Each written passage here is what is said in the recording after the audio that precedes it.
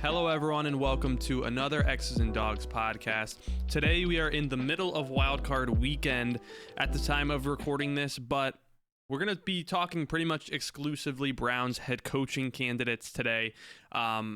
We will get into reactions to wildcard weekend, all the games, probably in the next podcast.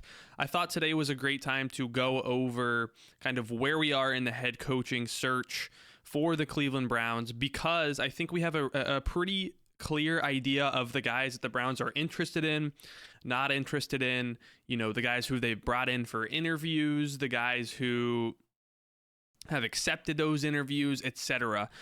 So I think this is a kind of the first point where I'm comfortable doing a tier list for the coaching candidates here in Cleveland. Now, the way this show is going to work today, and I urge you, if you do have the ability to watch on YouTube, go and switch over to there if you're watching on a podcast platform. I'll do my best to make it the best show possible for podcast format too. But on the YouTube page, we're going to have the visual up with all the tiers that I made for this show. And the way it's going to work is it's 4 tiers. The first one being S tier. These are the guys who, in my opinion, are clear upgrades from Kevin Stefanski.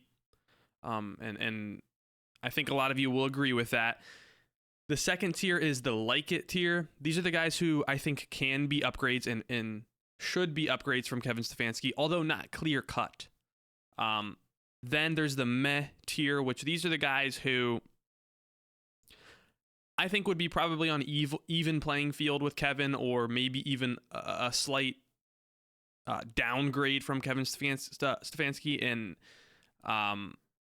we'll follow that one up with the no thanks tier, who are clearly, in my opinion, would be downgrades from Kevin and would make no sense to hire these guys and would kind of defeat the purpose of firing Kevin in the first place. So that's the way it's going to work for today's podcast. We're going to be exclusively doing this today, so no other topics. Like I said, later on in the week, check back. We're going to talk about a whole bunch of other things like the wildcard weekend, quarterback position, any other news that I'm sure will come out as the week goes on. But for today, let's shift over to the tier list that I made here. These are all the head coaching candidates that the Browns have expressed some sort of interest in, apart from a couple guys who they haven't really expressed interest in, mostly in the S tier because they haven't gotten fired yet. And we'll get to those guys. But I think, if they do get fired, it's very likely the Browns will be interested in these guys as well. Without any further ado, we can go ahead and jump right in. I'm going to work my way up from the bottom here in today's tier list. Like I said, starting with the no thanks tier, these are the guys who I'm just not interested in. I don't think they would be clear upgrades from Kevin Stefanski here in Cleveland, and I hope to avoid these guys. First and foremost, Mike McCarthy. I think Mike, for the right situation, I think Mike McCarthy could be a legitimate candidate this cycle, and I think he probably will, if not this year, next year, get another run as a head coach. I just don't think here in Cleveland it's the best fit for him. Mike's a guy who pretty much everywhere he's went, there's been just drama with some of the players, and the culture hasn't been the best. And the thing is he's worked for 2 of the best cultures in the National Football League, in Dallas and Green Bay. And so, if he's not able to establish and have a very effective culture in those spots, I really question his ability to come in here in Cleveland and do that at all. Now, the Browns haven't brought him or requested him for an interview. I hear a lot of talk about Mike McCarthy, and so I wanted to put him on the list today just to,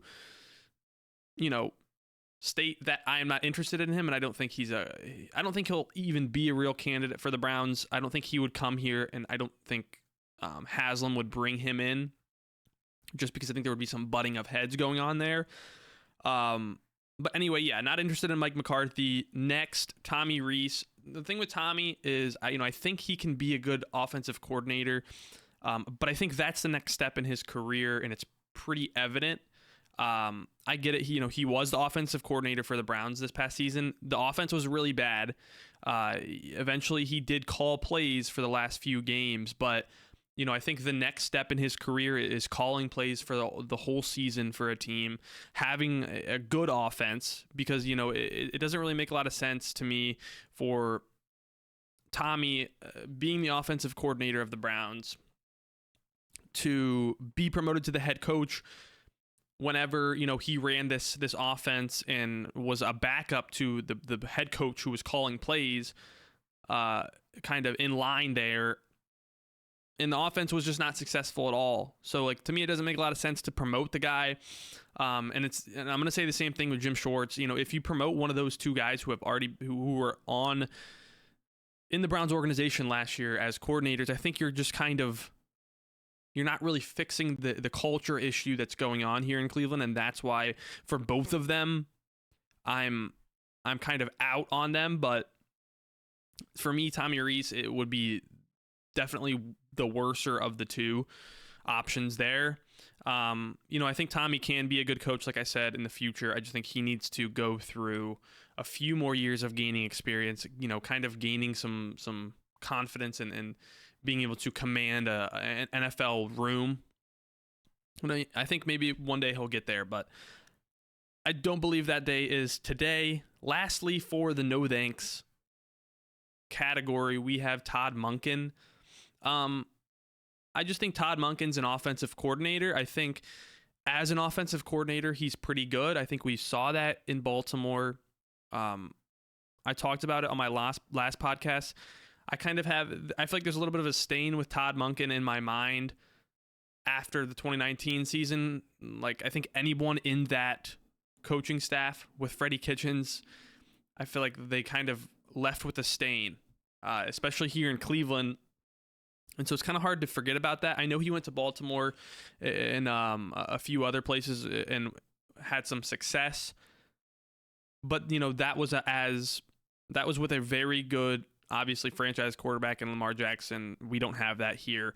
Also, I just don't think he's at a point in his career where I'm interested in promoting him to a head coach.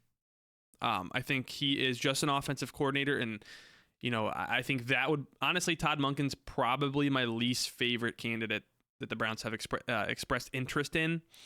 Him and Tommy are probably pretty even there, but both of which I'm not interested in at all, and I would be pretty disappointed if the Browns went that route. I have heard from sources that they do like Todd Monken.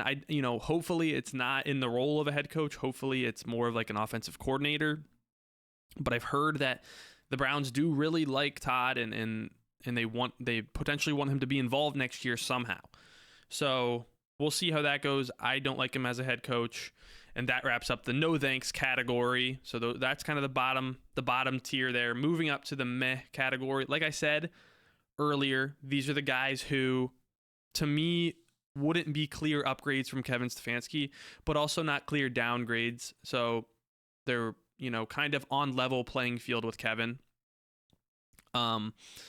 Starting from the right to left here, we have Aiden Dirty, who, the defensive coordinator for the Seahawks, currently still in the playoffs.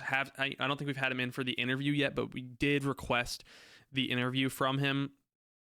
I think I just need to see more from him, see more of a track record as a coordinator from him. As a guy who doesn't have a huge reputation in the NFL, not a lot of people are familiar with him. It's probably not fair to say that, he's less deserving than some of the other coordinators. But I just think he needs to establish a reputation a little bit more before I would be comfortable hiring him as a head coach. As I listen to his press conferences and listen to him talk about football and defense, it really is obvious he knows what he's doing, and I think he has potential to be a good coach. And I do think the Browns are going to consider him as a coach. and that's why they're bringing him in for an interview. I think also he could be in consideration for a defensive coordinator spot here if we go for an offensive play caller, and then Dirty can come in and kind of call plays, because he's not calling plays in Seattle. I think the next step for him is get out of Mike McDonald's system there, which I'm sure he's learned a lot of, under in Seattle, but then move out and kind of call plays as a defensive coordinator. And then if he's really effective with that, the head coaching opportunities I'm sure will open up for him. But like I said, the Browns are going to consider him. I'm sure he seems like a good leader. He seems like a guy who everyone in that locker room defensively and most of the players seem to respect him.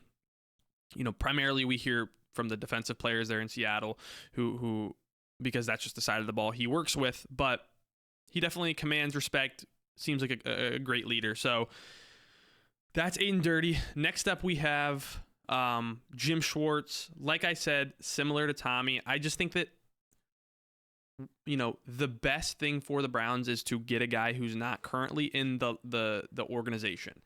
I think the culture over the past couple seasons has been really negatively impacted by all the losing that we've done. And, I know on the defensive side of the ball, that's a group who has been really good, one of the best in the NFL.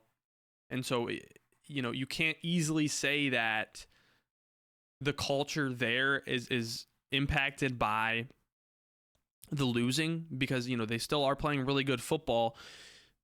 But I just think it's kind of two-headed. First off, if you go with Jim Schwartz, you're kind of insinuating that all the blame is on Kevin Stefanski, because without a doubt Kevin Stefanski and Jim Schwartz were the two guys who had the most pull in the coaching staff. Those were the two leaders on the coaching staff for sure.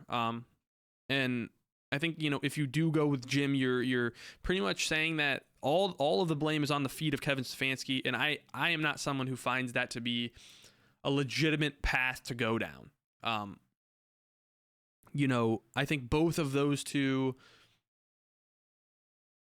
in some way didn't do a good enough job to have the locker room held to a certain standard. And, the defense was good for most of the time, but there was games where it just wasn't complimentary football. And there was games where the defense, I thought, kind of disappointed last year. I know for the most part they were good, but, I think it's probably nitpicking a little bit too with that. But to me, it makes most sense to just wipe the coaching staff.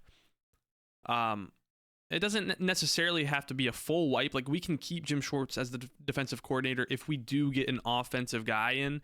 But I've heard a ton of reports with Jim that the Browns want to maintain him as a coordinator and are almost making it a requirement for the head coaches they're interviewing, which to me is a terrible process. Doesn't make any sense. You want a head coach to come in here and have the ability to pick the guys they want, and also you don't want to further limit the pool by any means when you're Cleveland, because you're already dealing with some negative circumstances that is going to limit the pool, and you don't want to further limit it than you need to. That's kind of my viewpoint on that. Hopefully that's not actually the way it's operating with this coaching search. We'll see. But yeah, that's Jim. Next up is Chris Shula. This is a guy who is very highly regarded and one of the, he seems to be one of the top young coordinator minds that is a potential head coach. I don't know a ton about Chris Shula. He's had some success in LA with that Rams defense. There's a lot of talent on the Rams defense. I think for me, the reason I have him in the meh category is I just think he is a little bit bland. Maybe he is a great leader. This is where I'm kind of just guessing. Like, this is where it's really personal preference, but you could slide Chris Shula into the like it category if you're fond of his personality. But when I watch his press conferences and him talking to people, he just seems like a little bit a little bit of a bland, almost Kevin Stefanski like guy. And I just worry. I kind of want to avoid hiring another coach who's going to be a similar personality to Kevin, just because I think the locker room didn't react to that type of person very well, and I think they need a completely new personality in there. And that's why I have Shula in the meh category. Maybe unfair, who knows? But let me know what you guys think about that. Moving up to the like it category.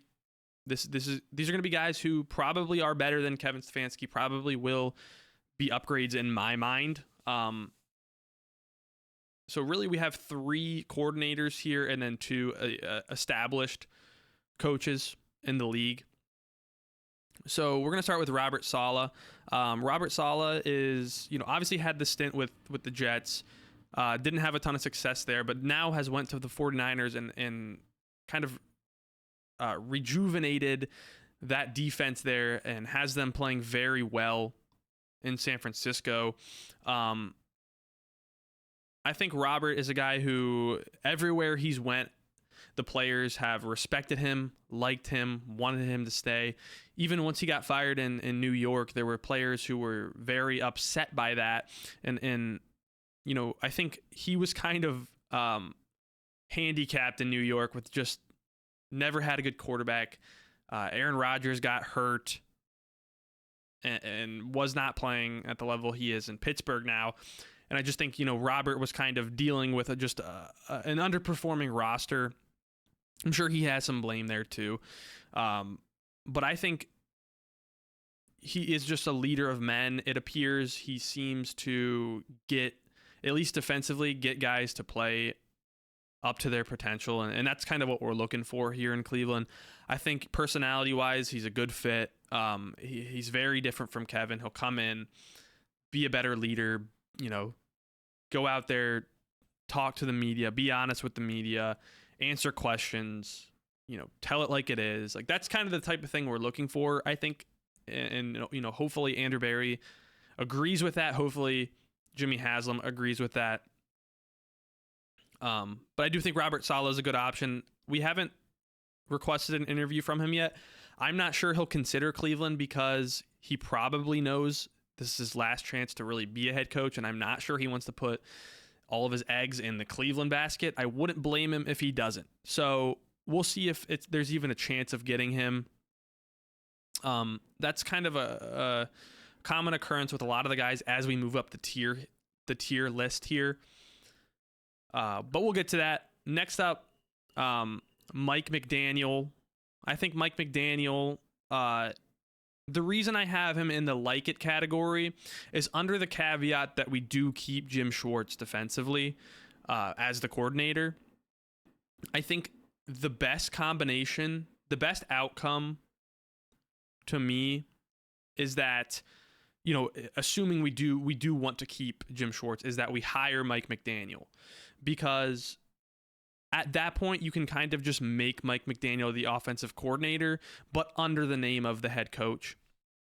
He'll obviously be the head coach, so he's going to have some leadership over everyone in the locker room, but Jim Schwartz is in this situation would still keep full control of the defense, be the head coach of the defense. And I think that would be a pretty good coaching staff. I think Mike McDaniel, while not the best leader of men, and it's been pretty apparent with some of the stuff that's went on down there in Miami, I think he's able to really elevate an offense. He's able to, he has all of the modern, innovative offensive techniques. He knows how to scheme things up, get people open, get easy yards. He's been able to do that in Miami since he's been down there. So, just for that, I think I would take him in as the head coach if we did keep Jim Schwartz defensively, and I think we could have some success that way. Next up in the like it category, we have Jeff Hafley, I believe that is. So I really like Jeff Hafley. I think he's honestly probably my favorite candidate in the like it category. I don't think he's up there with the S tier guys, but I think that, Hafley, I love his personality. He is very clearly a leader in Green Bay, and I think he had the thing for me with Jeff is, they brought in Micah Parsons, and when he did have Micah Parsons, that was one of the best defenses in the league. And I think that's a good comparison, because if he comes here, he's going to have Myles Garrett. He knows how to, he's had experience at least dealing with a premier pass rusher who, I think has a similar personality to Myles. And I think having that experience and being able to be really effective with a guy like that earlier in the year will really play into his favor if he does come here to Cleveland. And I think if you guys haven't listened to Hafley talk to the media and talk to his team and stuff, I would highly recommend you go and listen to him. He's a very, very, good leader. Like, you can tell he leads that locker room very well. I think he, personality wise, is probably my favorite candidate, or at least up there for sure. So Jeff Hafley, I think, is a fantastic option, and I was excited to see that Mary Kay reported, although they haven't requested an interview yet. Mary Kay said that there's interest there, and I think since the Packer season is over now, they probably will request an interview with him, in the next couple of days. By the time this video is out to you guys, they might have already requested one. But anyway, moving on now, Jesse Minter, the next option in the like it category. I think Jesse Minter is probably he's probably the most respected option of the coordinators, and I talked about that in my last podcast, so I'm not going to get too in depth with Jesse. He's been a really good defensive coordinator in LA. That's a defense who I think schematically does some really fun things. I think he gets the most out of that group with it. LA, the Chargers don't have the most talent defensively, but consistently have been a good defense with him there. What was it last year? They came in here and played, and I was really impressed with some of the things they did in some of the just advanced coverage things they did in Cleveland. And I don't watch a ton of Chargers football. I think we'll all get to watch that later on tonight, and we'll see it. I think it's a good test for that defense going into New England to see how they kind of do. But personality-wise, I think he's okay. I'd like to see a little bit more fire out of a guy who's the head coach, but maybe he can grow into that. He still is a pretty young dude. I think he's like in his low 40s, but he's worked his way up. His dad was a coach. Can't remember where, but there was the view of like a little bit of a nepotism type vibe going on with him. But in my opinion, he's really worked his way up. He's been coaching for years and years, man.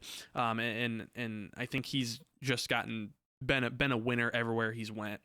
Was a winner at Michigan, followed Harbaugh to the Chargers, and has been a winner there. So really intrigued by Jesse Minter. Would definitely be excited if we hired him, and I think that would be a good hire, because I think there's going to be a lot of teams that are interested in him. So next up, we have Dan Pitcher, Bengals offensive coordinator, and I talked about Dan pretty extensively on the last podcast too. But the main reason I like Dan Pitcher, well, there's a couple of reasons. First off, I think the Bengals offense, it's easy to say that they have a ton of talent, and you can kind of use that as a reason for their success. But Dan's been there for, I believe, 2 seasons now, maybe 2 or 3 seasons, and in those seasons, there's been a lot of Joe Burrow injury, and I think that Bengals offense had kind of overperformed and still played to a certain level. Didn't really lose too much. After Joe Burrow went out with those injuries, and I think that's kind of a testament to Dan Pitcher and also probably Zach Taylor, their ability to kind of get the most out of that offense. They do a ton of great things offensively. I think they scheme. Whenever we watch them play the Browns, I think they struggle with the Browns more than anyone, so it's kind of not the best representation. But whenever you watch them play any other team, like they do some really good things and kind of adjust to what that particular defense is doing. And that's what I think Kevin wasn't doing enough here in Cleveland. He really struggled finding the weaknesses in defenses and attacking those. But I think the Bengals have been really good at doing that since Dan Pitcher's come in. And also, I think there's something to be said about knowing what a franchise quarterback looks like, knowing what they prepare like, knowing how they train, knowing what they do in the off season, knowing what their pregame looks like all of these kind of things that you look over. But, for a team who's actively trying to find their franchise quarterback, I think having a head coach who knows what the best of the best looks like can be very beneficial for the Browns. And that's, a huge reason why I think Dan Pitcher's a good option. I also like his personality. It's a little bit Kevin-esque, but I think he's a little bit more open and he speaks his mind a little bit more, which, if I was going to fix anything about Kevin's personality, I just wish he was more open to the media and just talked more. I know that's kind of an organizational thing the Browns do, but I'm really hoping the next coach they bring in kind of strays from that. And I think there's a chance Dan Pitcher could do that.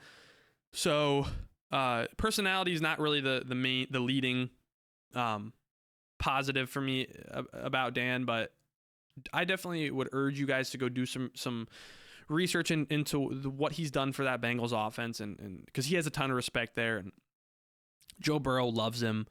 A lot of players on that offense love him, and I think he's a good option here to elevate this offense. Next up, we have the S tier list. To be honest with you guys, there's a good chance we none of these candidates even consider Cleveland.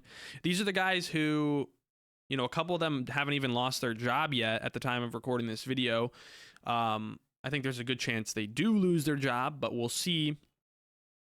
But, all of these guys are going to have interest from pretty much every, I don't necessarily want to say every team, but almost all teams are going to have some interest in these guys. These are the kind of the will be the most, have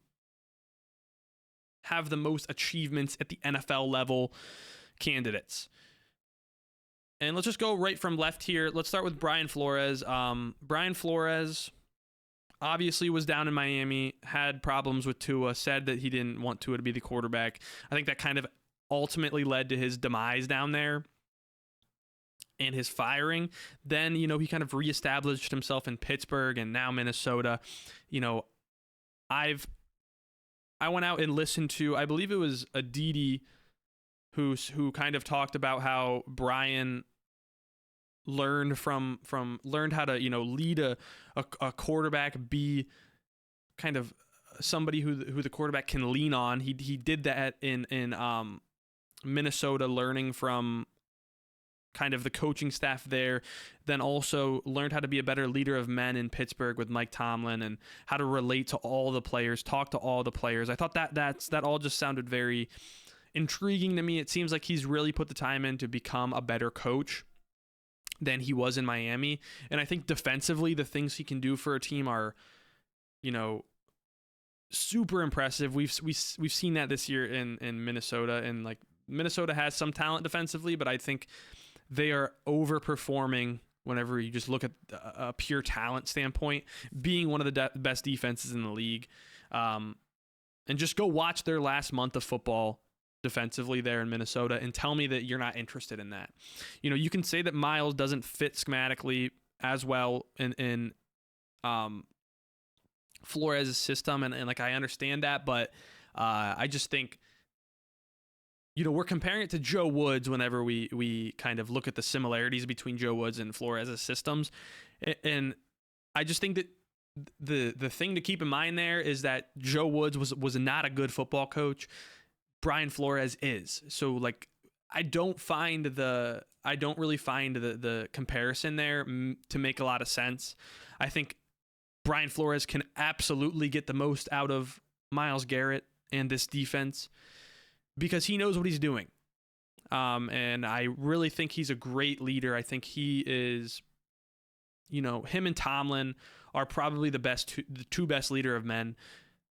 on this entire tier list here, and obviously very interested in both of those guys. So that'll lead us right into Tomlin. Tomlin hasn't gotten fired yet. I don't really need to talk much about Mike Tomlin. Like, the dude just knows how to lead a locker room, be a guy who sets the standard.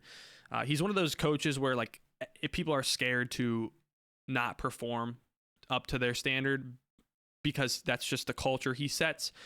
And my God, do we need that here in Cleveland? So, like, obviously, Mike Tomlin, if he does get fired, and I think if the Steelers lose pretty handedly at home, they're, especially after Harbaugh getting fired, that organization is going to think that it's a good time to move on from Tomlin and not lose a ton of ground because there's another team in the division that's also moving, actually two other teams, including us, that's moving on from their coaches as well.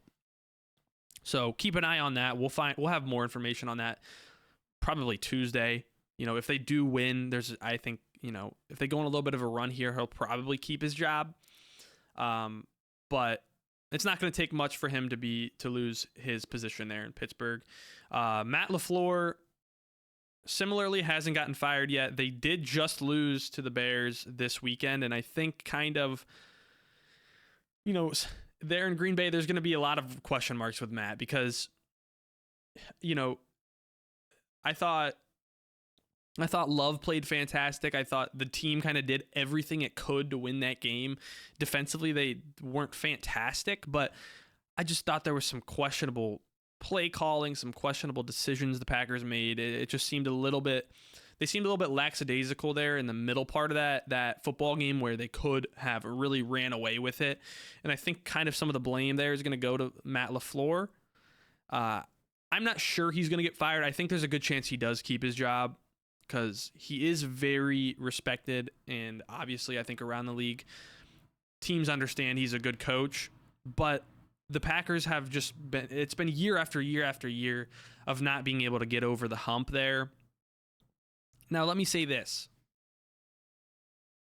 I don't think that equates to Matt LaFleur not being a good coach. I think he's a fantastic coach, and, I think offensively, Green Bay is good every single year, so I'm not willing to say that I wouldn't hire Matt LaFleur because he hasn't been able to get over the hump in Green Bay. If the Browns were able to have the standard that Green Bay has, sign me up. It's not even a matter of like losing every year in the postseason. We can't speak on that because we don't consistently get to the postseason. So the other part of it is that LaFleur has developed now Jordan Love. He had experience with Aaron Rodgers. I think we need a quarterback, so obviously, there's kind of a correlation there, and I think a good option. He's a good option if he does become available, and I think, he obviously knows how to win in this league. Would he be interested in Cleveland? I think there's not a chance in hell he would be interested in coming to Cleveland after Green Bay, but you know what? We'll talk about that if he does actually get fired. Lastly, John Harbaugh. There's been a lot of smoke over the past 24 hours with John Harbaugh. I don't know if there's any truth to it or if it's just Mary Kay kind of saying things randomly, but it appears that, there's a chance the Browns are going to be on one of the teams or on the list of teams that Harbaugh goes in for an interview with. Now, here's the thing. If you were John Harbaugh, you would want the Browns to be on that list because you can really just use them as leverage. Say that, this is what Jimmy Haslam offered me, X amount of money, X amount of years. You can use that as leverage to like the organization that you actually want to go work for and kind of bring the price up, because more than likely the price that Haslam's offering is going to be astronomical. So there is a chance that's what's going on here. I would say that. That's kind of a caveat, but there's also a chance that Harbaugh, really likes the Northeast Ohio area. His dad loves it here. His mom loved it here. And there's a chance he just wants to come coach the Browns because it's just nostalgic to him. Do I think that's a high probability? Probably not. Harbaugh's won a Super Bowl. He's made it to the playoffs countless times. He's had a franchise quarterback. He doesn't really have much more to achieve in this league, and I think you have to keep that in mind with the Browns. Like, there's a chance he just wants to come in here and coach for the team that he grew up rooting for. But we'll see. I think there's a lot of smoke going on there, and something's going on. We'll find out, obviously. Maybe we'll have more information by the time you guys watch this. But I definitely hope he does come in for an interview. At least gives it a shot. I think that's all we can ask for here in Cleveland.